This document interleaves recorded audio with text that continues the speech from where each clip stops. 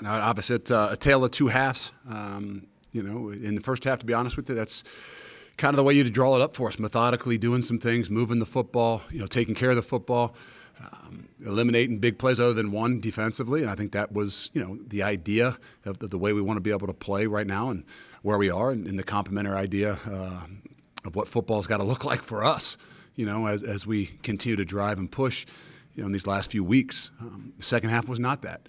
It's the exact opposite. We gave up big plays, turned the ball over, and just where we are is really, really difficult for us to overcome those kinds of things. And, it's kind of what we've seen earlier at times this year, but it hurts a hell of a lot more when you kind of see how things go in the first half and how you can play. And I'm not saying, that's why it's a 60-minute game. I'm not going to sit here and say that, we had it. But how we can play the things that we need to be able to do, the consistency we need to be able to play with, and then to not be able to do it in the second half, it hurts. And for whatever reason, right? You got to be able to overcome all kinds of things in the face of adversity, and we weren't able to do that. See what happened to Gideon. That's your worst fear as a coach, and you don't have time to talk to the 18 and 22-year-olds you're coaching. What do you do there?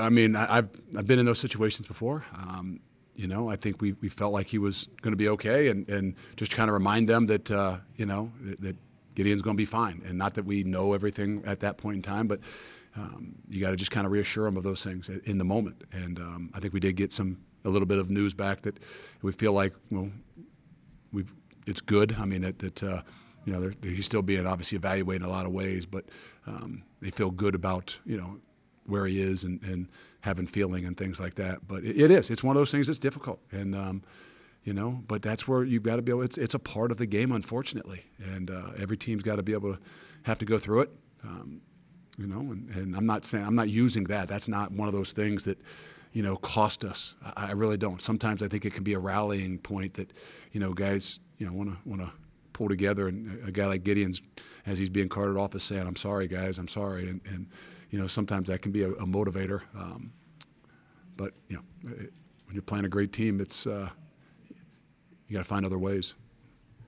As far as Gideon goes, You're gonna have to talk to the doctors. I don't know a whole lot more.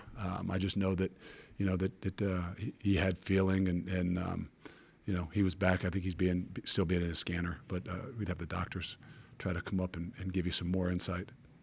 Will he be able to travel back? I don't know. I would assume and hope, but I don't know that. Again, sure enough, they can grab the doctor and bring them in there and let them, give their, rundown or explanation. This also guarantees a second straight rookie season. I know that's not obviously the goal, but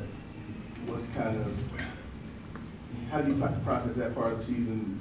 Anybody got a question on the game? I mean, I don't. Those are things that we can't. I mean, not going to sit here and dwell upon. We're gonna break this thing down. We're going to continue to move forward in the things we got to be able to do. And we knew we're sitting in a position where we didn't like where we were. Whether it's, losing season, figuring out where you're going to be at the end of the year. The truth of the matter is, every day is a new day. Every week is a new week. We kind of said it after last week with the excitement of the things that we went through last week. We got to keep pushing, and we're going to find out a hell of a lot about everybody in this program, whether they're seniors that have 2 guaranteed opportunities to play the game of football left, or young guys. It's just, man, everything has got to be evaluated, and we got to grow, and we can't let the destination, the end all be all, be something that's going to keep us in these last few weeks from finding ways to grow. Did you see a little bit of 2 rows of Carter first half? What you wanted probably in second? Yeah, I don't know. In some ways, yeah. I mean, it's just this is a really good football team, and you go out to the second half, and that in order to win the game, you're going to have to take some chances and push and make some plays. I mean, to think that you're going to methodically drive 12, 13 plays down the field on a really, really good football team is one of those things like, hey, it's not. So we got to get in the second half. We've got to be able to take some more shots. We've got to give him some more opportunities. We've got to turn him loose a little bit more. And unfortunately, it didn't work well for us. Fumbling the ball is the one that probably, the one that hurts the most. not this down the red zone, the throw down there late.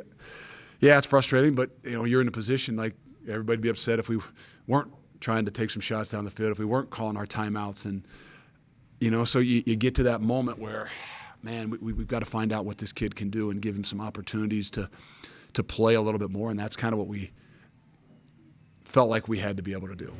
So Daryl Peterson, 2.5 sacks today. Just how has his growth been a positive this year? What would you like? I can't say anything. I mean, what he has done and continues to do is what I say when I say that the seniors lead the way, and that's what you got to have.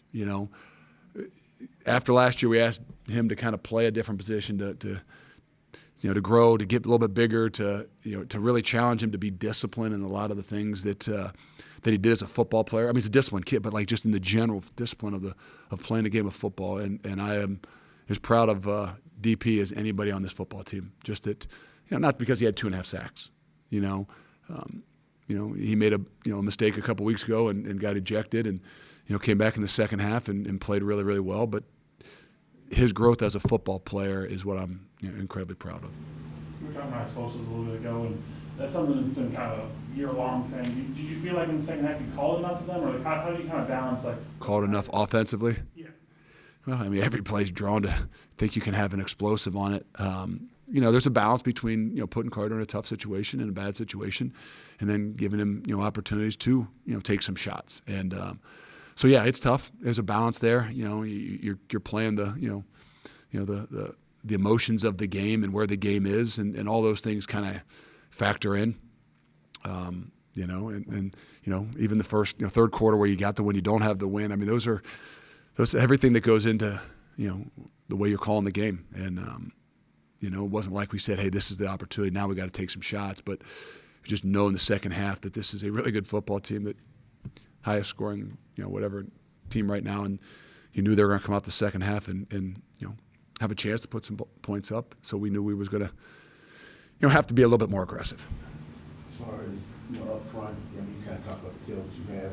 I know looking at film, it's hard to kind of diagnose what happens up front. But what were your initial thoughts there, especially Jensen were able to sustain some reps early and Up front offensively? Yes. Yeah, I don't know. They did. They came out in a heavier package. That was something I don't know that we had seen a whole lot of. When we were in 12, they came out and kind of 5 D linemen, 2 edge guys, and played a lot of bear. And gave us some, I think, a little bit of fits there with our ability to run the football and move the line of scrimmage with the bigger guys.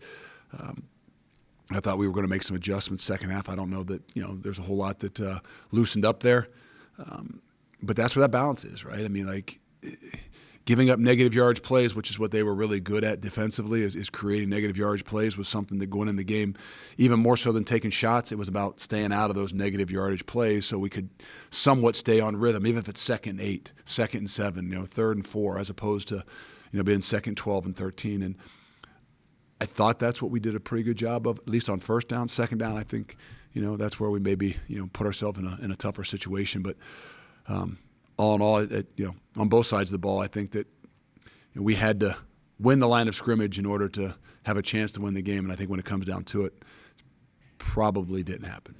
You've gone against some pretty elite quarterbacks and receivers, really, who've done really well against you. I suppose it's a little bit of both. It's them. Is it your pass defense struggling too? What's the balance there? It still is making plays. It's hard to say. Like, yes, the quarterback is really good, really poised. I thought that, like you said, we got after him with sacks more than maybe anybody has this year.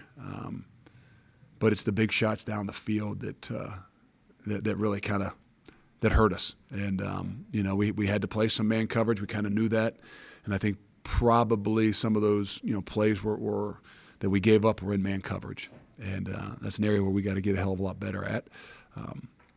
But we have played some really high-end, wide receivers and quarterbacks. Going into it, I wasn't positive that this was a crew that, maybe was the same as, a couple of the other guys that we played. But afterwards, I'd say, you know what? They got more size and speed and, combined with the quarterback that really make it difficult. I'm not saying that I didn't think that. I just meant that, like, I was kind of hoping that we weren't going to see the same thing we'd seen in a few other games this year, and it's a really, really good crew. A follow-up on Carter. I asked you 2 weeks ago that these 4 games potentially give you an idea of what you have in him. Yeah, that's what everybody. Yeah, that's what everybody has to realize. Like this world of college football today is, I mean, everybody has to be evaluated, and I mean, we lose another tailback, so there's going to be more guys who are going to be evaluated.